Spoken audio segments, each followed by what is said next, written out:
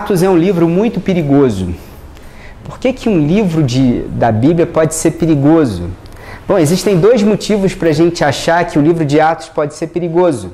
O primeiro é que o livro de Atos pode dar margem a falsas interpretações ou erros de interpretação. Por exemplo, é preciso falar em línguas para ser cheio do Espírito Santo?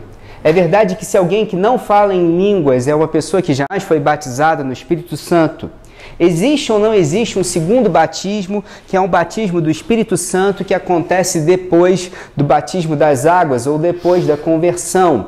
Bom, nós vamos ver sobre isso. Mas se você quiser estudar sobre esse assunto mais detidamente, eu recomendo esse livro que o Caio acabou de dizer, Batismo e Plenitude do Espírito Santo, de John Stott. Mas um motivo pelo qual existem erros de interpretação no livro de Atos é por uma razão muito clara. Existem porções no livro de Atos que são narrativas. E existem porções em toda a Bíblia, e inclusive em Atos, que são porções didáticas ou porções de ensino. O grande problema é quando você pega uma porção que é narrativa e transforma ela numa porção que é de ensino e tira doutrina daí. Por exemplo, vou dar um exemplo claro. Está escrito lá na Bíblia, no livro de Atos, que o avental e o manto de Paulo era usado para curar. Então eles colocavam o manto do apóstolo sobre a pessoa e a pessoa é curada. Isso significa que o manto ou o lenço do apóstolo pode curar alguém? Vocês acham que pode ser tirado o ensino daí? Pois é, o grande problema é quando você tenta tirar ensino de porções que são porções narrativas. Mas agora, de porções narrativas pode-se tirar algum ensino, alguma doutrina? Eu não estou falando das porções doutrinárias. Mas será que você pode tirar ensino de porções que são narrativas? Vou dar um exemplo para vocês. A história do eunuco, que Filipe é transportado para o deserto e começa a pregar ao eunuco. Então, ele está lendo Isaías, ele explica a passagem de Isaías para esse eunuco e o eunuco se converte. E o eunuco diz, há água ali, o que me impede de ser batizado?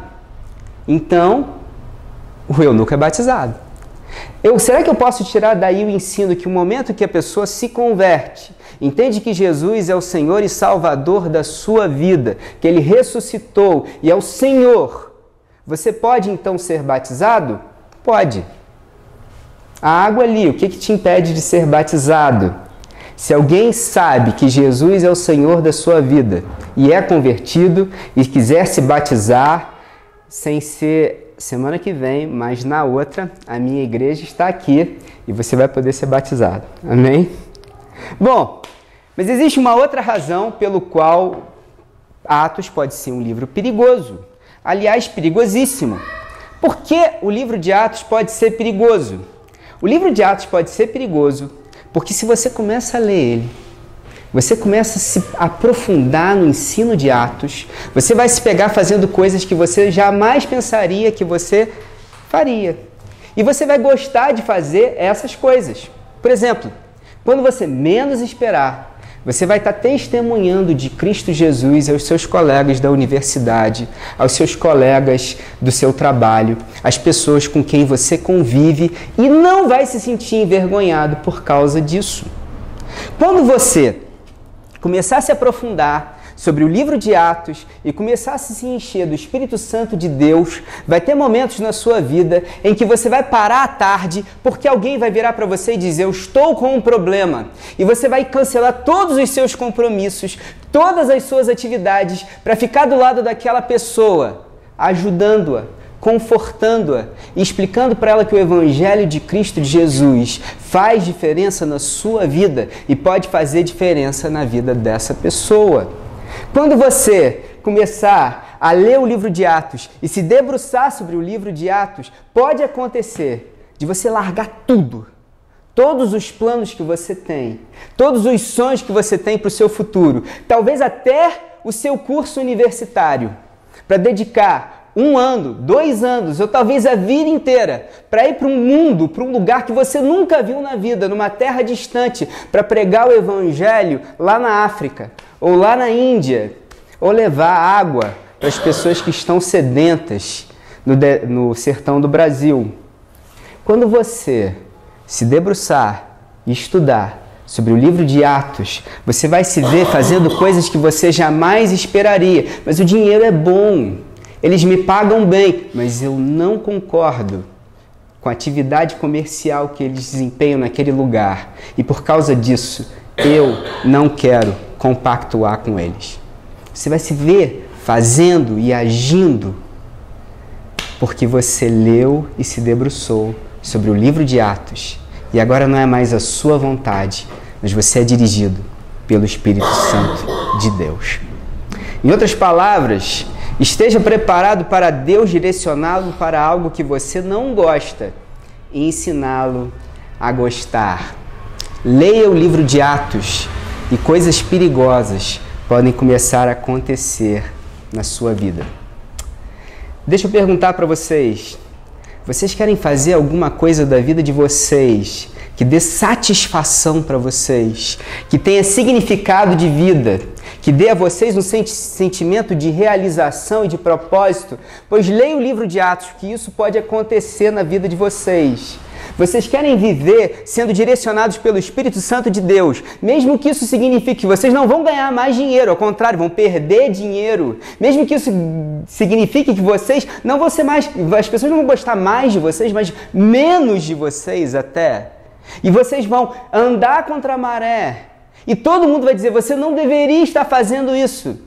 Mas é uma voz dentro de você que começa a dizer para você, lentamente, sussurrando no seu ouvido, eu sou o Senhor da sua vida, eu sei o que é melhor para você e de hoje em diante eu controlo as suas atitudes. Querem viver assim? Pois leiam o livro de Atos. Não querem viver assim? Não voltem mais aqui, porque o livro de Atos é um livro perigoso, é um livro para quem quer andar contra a maré. Querem ser usados para ser instrumento de Deus na vida das outras pessoas? Pois leiam o livro de Atos, porque o Evangelho de Deus é o instrumento de Deus para salvar o mundo e restaurar a humanidade. Se você quer isso para a sua vida, essa mensagem é para você e é para mim. Para gente que já desistiu há muito tempo de achar que sabe o que é melhor para si mesmo, mas resolveu viver para Cristo Jesus e para que Ele seja o Senhor da sua vida. Bom, deixa eu dar algumas informações para vocês sobre o livro de Atos. A primeira coisa que surge é, em meu livro anterior, como nós lemos, Teófilo, escrevi a respeito de tudo que Jesus começou a fazer e a ensinar, até o dia em que foi elevado aos céus, depois de ter dado instruções por meio do Espírito Santo aos apóstolos que havia escolhido. Que livro anterior é esse? E quem é esse que escreveu Atos? Pois bem, o livro anterior é o Evangelho de Lucas. Na verdade, o Evangelho de Lucas e o livro de Atos são um livro só. Se você for ler Lucas, os primeiros 4 versículos, você vai ver exatamente a mesma dedicatória a esse tal de Teófilo, ou excelentíssimo Teófilo. Quem é esse tal de Lucas? É um sujeito culto. Um sujeito, conforme está escrito em Colossenses 4,14, um médico. O grego de Lucas é muito diferente do grego escrito por Pedro. E também é um companheiro de viagens missionárias do apóstolo Paulo. Lucas é um sujeito que largou tudo. Largou a oportunidade de ficar rico. Largou a oportunidade de clinicar para viver para o Evangelho de Cristo Jesus. E boa porção daquilo que ele fala no livro de Atos não é só de coisas que ele ouviu falar de alguém, de entrevistas que ele fez, coisas que ele experimentou e viveu. Pois bem, esse é Lucas. E a quem ele escreve? Quem são as pessoas para quem ele escreve? Imaginem vocês uma sociedade civilizada, onde existem cidades, autoridades e leis. É nesse âmbito que Lucas escreve o seu Evangelho e o livro de Atos. Agora, algumas coisas muito interessantes começam a aparecer no livro de Lucas. Lucas começa a escrever num lugar onde existe uma profunda desigualdade social. Querem um exemplo? Existem escravos no livro de Lucas. Existem pessoas que, se são doentes, são marginalizadas. Existem pessoas no livro de Lucas, como as mulheres, que jamais teriam voz. E pela primeira vez na Bíblia, os marginalizados, os que não têm vez, os que não têm oportunidade, passam a ter oportunidade. Vocês estudaram? Alguns de vocês estuda hoje numa universidade e não paga nada por isso? Quem aqui estudou ou está estudando numa universidade e não precisa pagar 1 centavo pela universidade, a mensalidade da universidade? Quem aqui? Um monte de gente, né? Levanta a mão, filho. Um monte de gente. Por quê? Porque isso acontece com vocês. Sabe a quem vocês devem agradecer? A Igreja de Cristo Jesus. O cristianismo é que fez isso no mundo. Foi o cristianismo que passou a entender que pessoas não mereciam ser escravas. Aliás, foi o cristianismo que passou a entender que nós, como sociedade, devíamos pagar para que outras pessoas tivessem acesso à educação. No tempo de Lucas não era assim. Me diz uma coisa, qual de vocês que já brigou com o namorado e deu uns fora nele, deu uns bregue nele e colocou ele no seu lugar? Eu não posso levantar a mão porque eu nunca tive um namorado. Quem aqui já teve um namorado e já deu uns bregue nele, botou ele no seu devido lugar? Pois é, agradeçam ao cristianismo, porque pela primeira vez na vida, na sociedade, na história da humanidade, a mulher passou a ter vez e passou a ter voz. E Lucas viu o Evangelho como uma resposta aos marginalizados, uma resposta aos párias, a uma resposta às pessoas que não tinham condição de se expressar. Pela primeira vez no mundo, o cristianismo entra e diz: existe uma resposta para vocês. Deus se importa com vocês, ama vocês e tem uma solução para a vida de vocês. Você se incomoda com a injustiça, se incomoda com a desigualdade, se incomoda com esse estado em que nós vivemos, no Brasil em que nós vivemos, pois o livro de Atos é um livro para mim e para você, de gente que se incomoda com isso e que não quer ser uma igreja de gueto, que está aqui dentro de 4 paredes, trancada, e que está querendo ensinar doutrina e não ser um sinalizador histórico do reino de Deus.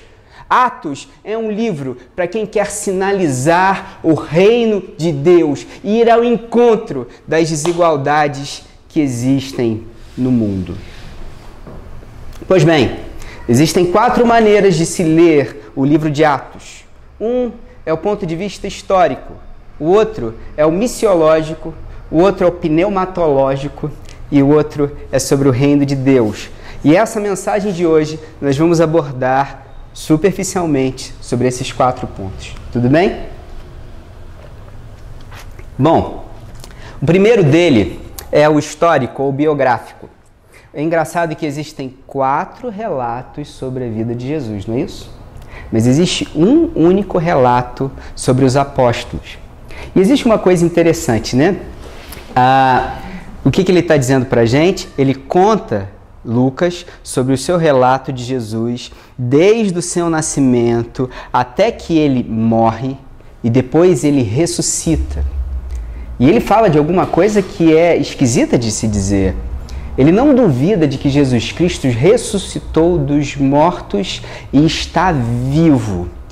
Existem 2 divisões básicas a partir do livro de Atos. As 2 divisões básicas até o capítulo 12 os Atos do apóstolo Pedro e depois, a partir do capítulo 13, os Atos do apóstolo Paulo. Por que essa divisão intencional de Lucas em dividir Pedro e Paulo? Porque Pedro é o apóstolo enviado aos judeus. É o apóstolo que prega o evangelho da circuncisão, ao passo que Paulo é o apóstolo enviado ao resto do mundo, as ovelhas que estão fora deste aprisco. Em outras palavras, Lucas, que é um gentio, que não é um judeu, quer dizer para mim e para você uma mensagem que é profunda. O evangelho não é só para quem está dentro da igreja. O evangelho não é só para quem acha que é santo. O evangelho é para quem está do lado de fora. E a gente precisa ir para o lado de fora. E a gente precisa buscar esse pessoal. E a gente precisa fazer a diferença. O Evangelho de Lucas diz para mim que nós precisamos sair de onde nós estamos e ir ao encontro do pecador. Não são só os eleitos, não são só os predestinados. Deus deseja salvar a todos e levar todos os homens ao pleno conhecimento da verdade. É um livro perigoso, perigosíssimo. Leia o livro de Atos e você vai se ver queimando o seu peito para sair de onde você está, da banca onde você está, da igreja onde você está, ir ao encontro do pecador e trazê-lo ao Evangelho de Cristo Jesus. Uma outra coisa muito interessante, se você ler sobre o perfil histórico, é que o livro de Atos é a primeira narrativa sobre a formação da igreja. Se virasse para um cristão no livro de Atos, naquela igreja primitiva de Atos 2, e perguntasse para ele qual é a sua denominação, ele ia virar para você: denominação? Como assim? Como é que você se chama? Você é batista, presbiteriana, Assembleia de Deus, metodista? Qual é a igreja que você congrega? Eu congrego na igreja de Jesus. Qual é a sua igreja? A igreja de Jesus. Como é que você se chama? Eu sou de Jesus. Só existe uma igreja e essa igreja é a igreja de Jesus. Não há outra igreja a não ser a igreja de Jesus. Mas quem é seu pastor? Jesus. Mas quem é o papa da sua igreja? Não tem papa. A gente persevera na doutrina dos apóstolos. Mas existe um único pastor a quem eu me converti. E esse pastor é o meu Senhor Jesus Cristo. Tanto que ele é Deus. Tanto que ele é o meu Senhor. É o único pastor que existe na minha igreja. E a gente persevera no ensino das suas testemunhas oculares, que são os apóstolos, que registraram na Bíblia o seu ensino. Uma outra coisa muito interessante, quando a gente vai estudar sobre a Bíblia de Atos 2, é que eles têm um cuidado incrível uns pelos outros. Eles realmente se importam uns pelos outros. Não tinha ninguém que passasse fome. Não tinha ninguém que precisava ir lá no Salles às 6 horas da tarde para comer aquelas amostras grátis. Ninguém. Ninguém passava necessidade. Eu não estou dizendo que aconteceu. Havia cuidado uns pelos outros. Se alguém estava doente, eles se preparavam tudo e iam cuidar uns dos outros. Era uma igreja que vivia em comunhão para cuidar uns dos outros. Sentiam uma profunda alegria de estarem juntos. E o mais bonito é que a Bíblia me diz que o Evangelho transbordava para fora daquela igreja.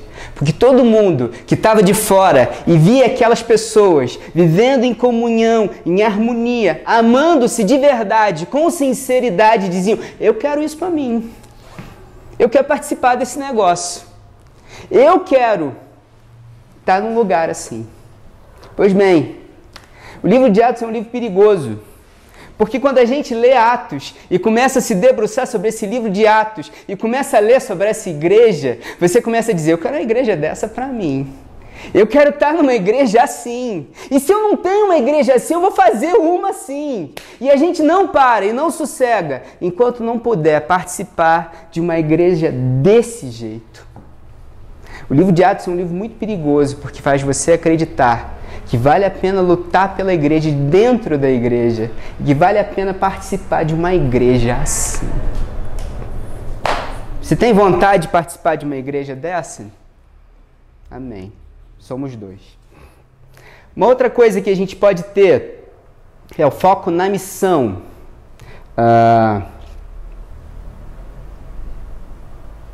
Quando a gente lê, a gente pode ter o foco na missão. O que está escrito na Bíblia? A gente está...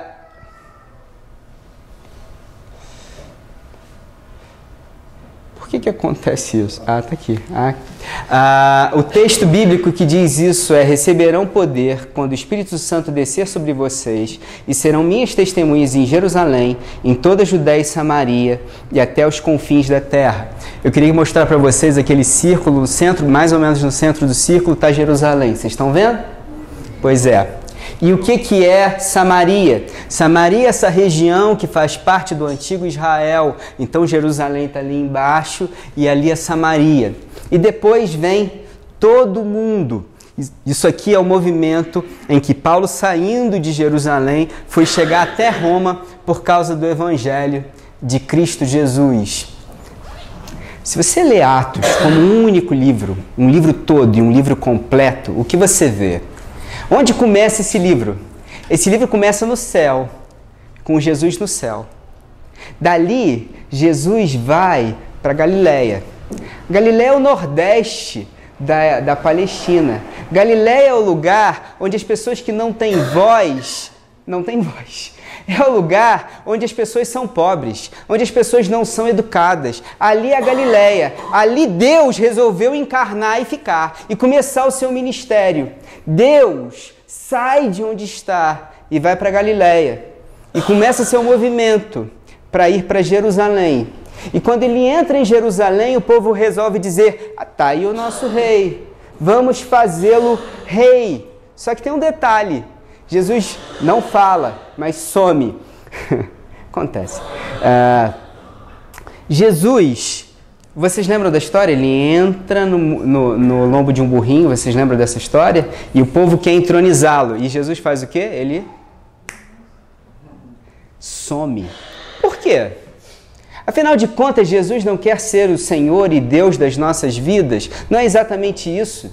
Ele não teria conseguido aquilo que ele realmente estava buscando? Não era isso que Jesus queria? Que ele fosse entronizado, tornado rei nas nossas vidas? Só falta um detalhe só. Antes de ser entronizado, Jesus tinha que passar por um lugar. Que lugar era esse? A cruz. Antes de Jesus ser entronizado, ele precisava passar pela cruz do Calvário, levar sobre si o meu pecado e o seu pecado. Por quê? Para que eu nunca mais sentisse remorso na minha vida. Para que eu nunca mais precisasse acusar ninguém. Para que eu nunca mais precisasse achar que eu sou melhor do que ninguém, mas também não sou pior do que ninguém. Porque o Evangelho de Cristo Jesus tem essa coisa linda. Se por um lado ele me derruba, porque eu sou totalmente dependente da graça de Deus, por outro lado eu sei que Deus me ama e me acolhe, apesar do que eu faço. Eu sou aceito e filho de Deus. Mas tem mais uma outra coisa interessante. Aquele povo que queria entronizar Jesus não sabia quem é que realmente iria entronizar o nosso Senhor Jesus Cristo. Quem o colocou à direita do Pai depois da sua ressurreição? A quem o Pai colocou à sua direita. Jesus jamais foi entronizado por mim e por você. Jesus foi entronizado pelo próprio Deus. Mas veja uma coisa linda. Jesus não foi entronizado de Jerusalém. Jesus não foi entronizado de Israel. Jesus não foi entronizado só do mundo. Jesus foi entronizado de toda a criação. Tudo que existe na criação, todas as coisas. Jesus é um Deus cósmico, que é Senhor de tudo que existe, que há no universo. Ele é muito maior do que eu e você. E nós jamais poderíamos colocá-lo como Senhor e Rei, a não ser que o Pai o colocasse como Senhor e Rei das nossas vidas.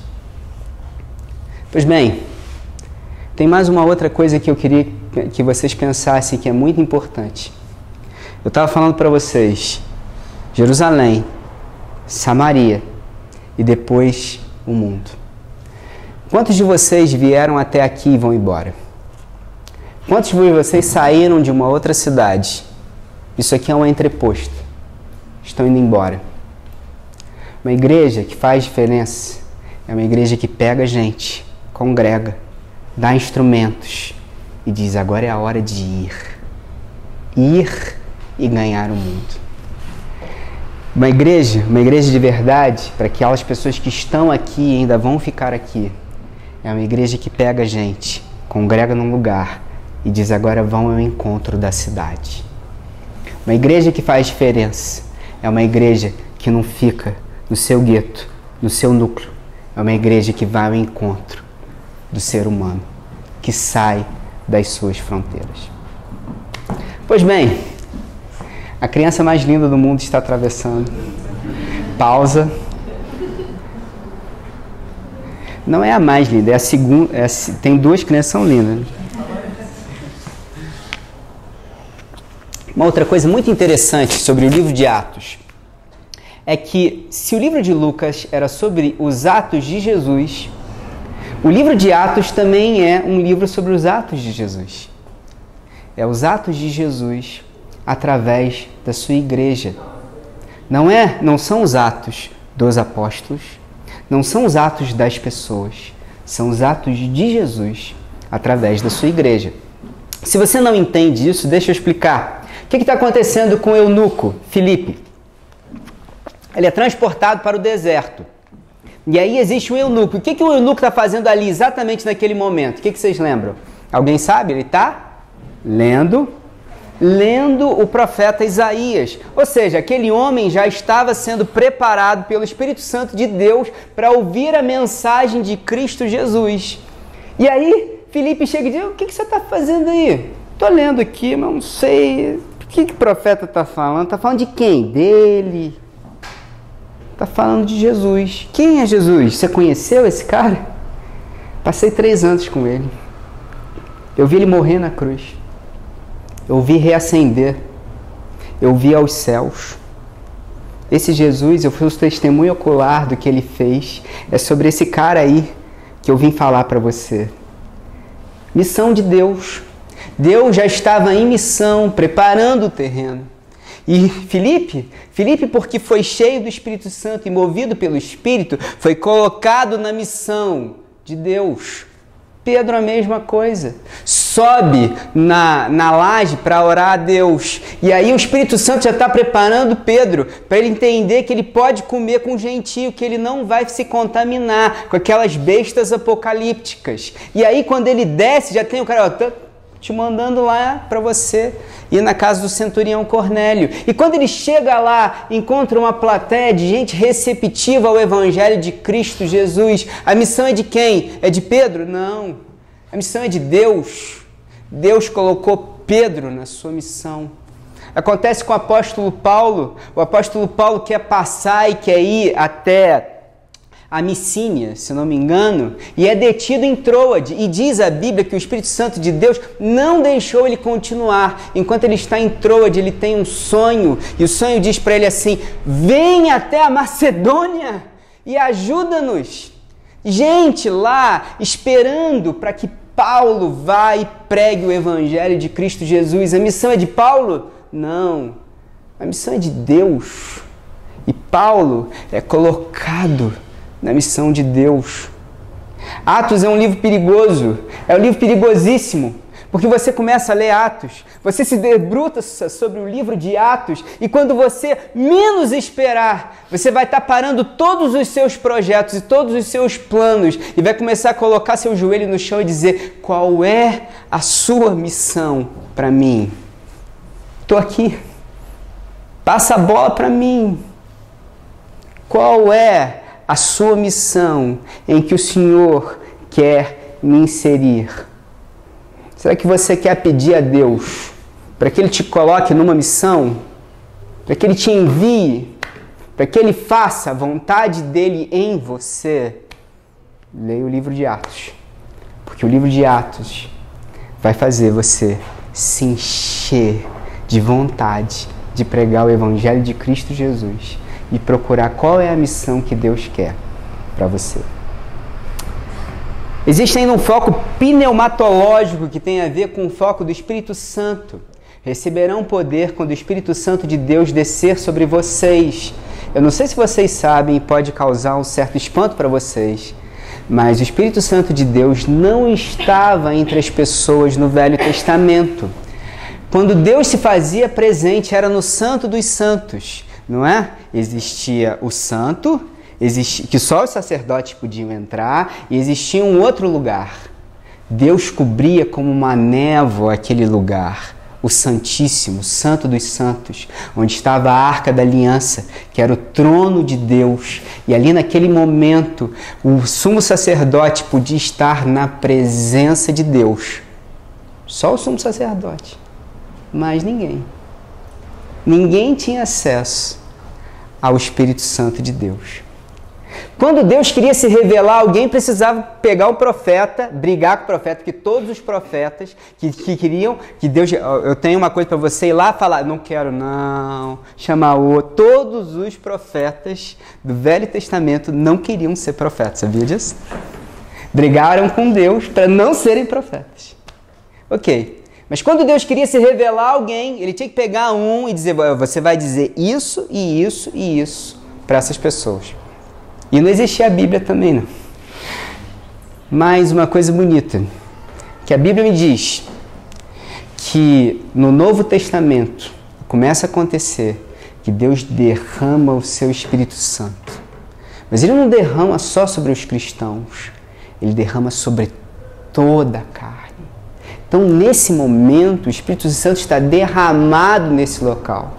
E Deus está dizendo, eu quero ser o Senhor da sua vida. Eu quero te amar. Eu quero que você tenha um relacionamento comigo de tal forma que eu seja seu amigo, porque você precisa de ajuda para viver. Porque essencialmente é isso que Deus quer. Qual vai ser a sua atitude diante da vontade que Deus tem para você? Mas tem uma coisa linda, é que quando você passa a ler o livro de Atos, você percebe que todo aquele que se converteu e aceitou Jesus Cristo como Salvador, passa a ter Deus morando dentro de si. Deus não habita mais num templo, e um templo é construído por mãos humanas. Deus passa a morar dentro de mim. Deus passa a morar dentro de mim. E o que Ele faz? Ele me consola. E o que Ele faz? Ele me dá força.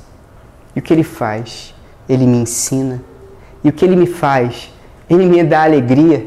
Porque o reino de Deus é alegria e paz e justiça. Comece a ler o livro de Atos, um livro muito perigoso.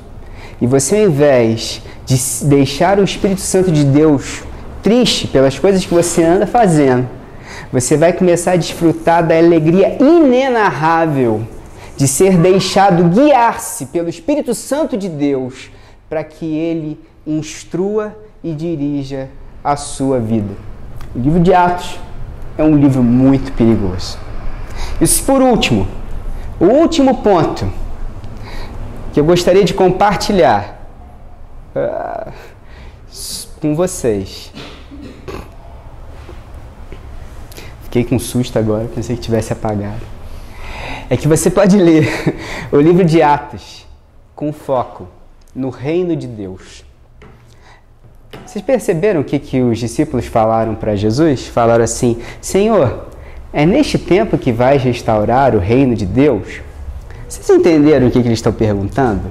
Vocês entenderam a pergunta deles? A pergunta deles é assim, tá tudo muito bom, o Senhor morreu na cruz, agora a gente já entendeu que o Senhor ressuscitou, o Senhor está na área, está aí, né? Agora, quando é que o Senhor vai ser rei? Para dizer a verdade, quando é que nós vamos ser ministros de Estado? Porque eu estou esperando é isso. Eu só estou nessa. Eu estou 3 anos aqui, contigo, seguindo aqui, porque eu quero ir para as cabeças também, rapaz. Eu quero participar, eu quero ser da turma. Quando é que seu reino é instalado? Já perceberam isso? O que você quer quando você procura a igreja? Você quer ir para as cabeças? Você quer não ser... Você quer ser cabeça, não quer ser cauda? Você quer ser vitorioso? Você quer declarar vitória e sair rompendo em fé? É isso que você quer? Um carro do ano? O que você quer? Você quer ir para as cabeças? O que te trouxe aqui? Vitória? Qual é a vitória que Jesus te garante na cruz do Calvário? Pois bem, Eu vou te dizer qual é a vitória que Jesus garante. Jesus garante uma coisa chamada felicidade. Onde é que está escrito isso, Lizardo? Não é possível. Você tem certeza que você está sabendo o que você está falando? Onde é que está essa história de que Deus garante a felicidade? Ou que o reino de Deus é a felicidade? Está lá no Sermão do Monte. Quando Jesus começa o Sermão do Monte, ele começa a dizer, felizes. Felizes são os que choram. Felizes são os que têm fome e sede de justiça. Felizes os que são limpos de coração. São 8 bem-aventuranças. Existem 2 possíveis interpretações para essas 8 bem-aventuranças. Pobres de espírito. Uma das possíveis interpretações é que são 8 coisas que cada um de vocês tem que procurar se quiserem ser cidadãos do reino de Deus, ou dos céus. Ok? Essa é uma possível interpretação. Eu ouvi essa interpretação durante 1 ano, li o livro, foi ótimo. É linda a interpretação do pastor Ivênio. Lá. Quem não leu deve ler Alma Nua. Mas eu queria sugerir uma outra interpretação, que Dr. Shedd não deu. Completamente diferente. Essa interpretação está na Conspiração Divina de Dallas Willard. Quando Jesus disse felizes, ele disse assim, você está chorando? Diz uma coisa, seu filho morreu por causa da invasão romana, ele pegou em armas e foi derrotado, e sua família foi escravizada. Chora não. Por quê? Porque o reino de Deus chegou. Você tem fome e sede de justiça? Você gostaria que não houvesse desigualdade no mundo? Que esse pessoal de Roma fosse mandado para fora, para o lugar de onde eles vieram? E que finalmente a ordem voltasse, que o Senhor nosso Deus mostrasse, estou aqui, eu existo, eu me importo. Nós estamos hoje sendo escravizados, mas Deus existe na história. Ele entra e se importa comigo e com você. Ele tem todas as coisas sob o seu mando. Ele é soberano. Chora não, porque o reino de Deus é para você. Você é misericordioso. Tudo que você queria é tirar essa sua pedra do seu peito. Tirar esse remorso, essa raiva que você tem desses caras terem feito o que fizeram. Tudo que você queria era ser capaz de perdoar. Tudo que você queria era capaz de amar. Tudo que você queria era um novo começo. É isso aí? Você é feliz, cara. Porque eu cheguei. Jesus começa a dizer, eu estou aqui. Eu sou esse cara. Eu sou o reino. E eu começo esse reino agora. E o reino é pra gente como eu e você. Você tem chorado? Você tem fome e sede de justiça? Você é uma dessas pessoas que quer perdão e quer ser capaz de perdoar, quer restaurar a sua vida. O reino de Deus é pra gente assim. O que acontece é que as pessoas que não têm o reino de Deus cismam em achar que podem viver a vida por si só, de acordo com a força das suas próprias pernas. É o que acontece com Adão e Eva quando dizem, eu sei o que é bom e o que é mal. E o que é bom para você pode não ser bom para mim, mas eu acho que estou capaz de dizer o que é bom e o que é mal para mim. Tem muita gente que vive a vida, a juventude inteira, dizendo isso. Está na igreja, segue uma denominação, mas ainda acha que sabe o que é bom e o que é mal para ela. Quando é que você recebe o reino de Deus? Quando você vira para Deus e diz assim, sabe de uma coisa? Eu desisto. Aí Deus começa a virar para você e diz assim, eu sei. Porque quem você é, você ainda não é. Quem você gostaria de ser, você não consegue ser. Porque o mal que você não quer fazer, você faz. As coisas que você não gostaria de fazer, você vive fazendo. Mas o bem que você quer fazer, você não faz. Eu sei disso. É para isso que eu vim. Reino de Deus é pra gente assim, que se olha no espelho e diz, eu não consigo. Então eu desisto. E começa a dizer, Deus, vem viver dentro da minha vida. Reino de Deus é pra gente assim. como eu e você. Reino de Deus é para quem está procurando. A Bíblia fala, Jesus conta a história de um sujeito que estava procurando pérolas, até que ele encontra a pérola. Quando ele encontra a pérola, ele para de procurar. Por quê? Porque ele achou a pérola. O reino de Deus é assim. Quando você encontra o reino de Deus, você não precisa mais procurar, porque você encontrou. O reino de Deus é contagiante. É como um pouquinho de fermento que se coloca numa massa e a massa inteira fica levedada. O reino de Deus é como uma pequena congregação de pessoas que sabem que Deus é o centro da vida delas e isso é contagiante porque pode mudar o mundo. 120 pessoas no livro de Atos viraram o mundo de cabeça para baixo e transformaram o mundo num mundo muito melhor.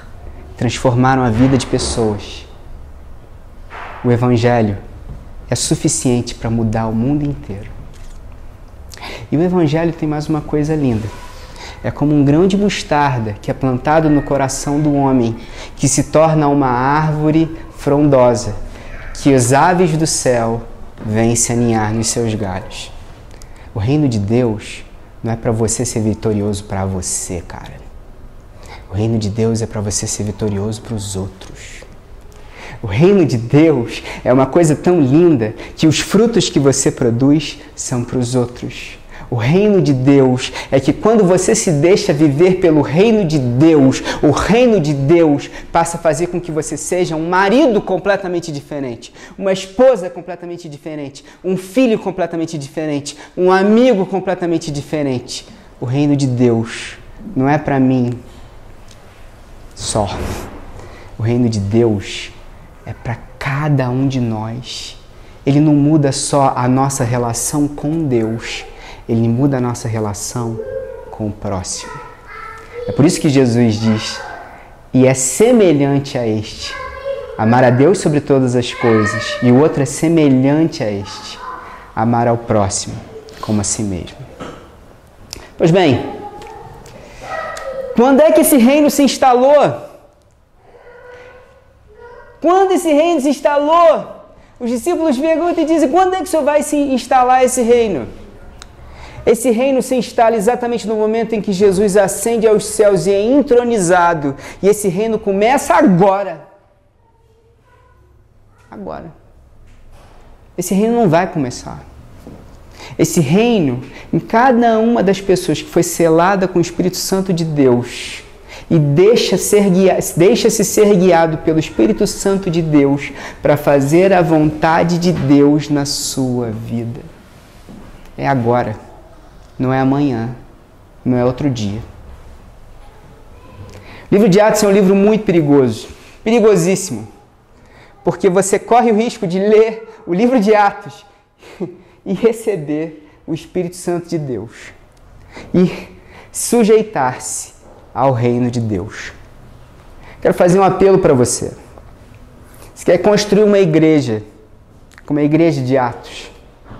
Você quer colocar seus joelhos enquanto nós estivermos orando e lendo sobre o livro de Atos para pedir a Deus, Deus, eu quero fazer a sua missão e quero que o Senhor me dê o privilégio de fazer a sua missão por onde eu andar. Você quer receber o reino de Deus, ser selado com o Espírito Santo de Deus e deixar-se levar por Deus para que Deus seja o Senhor da sua vida? Nós vamos cantar uma última música e eu queria que você pensasse nisso. E depois que a gente fizer isso, a gente vai fazer uma oração. Amém?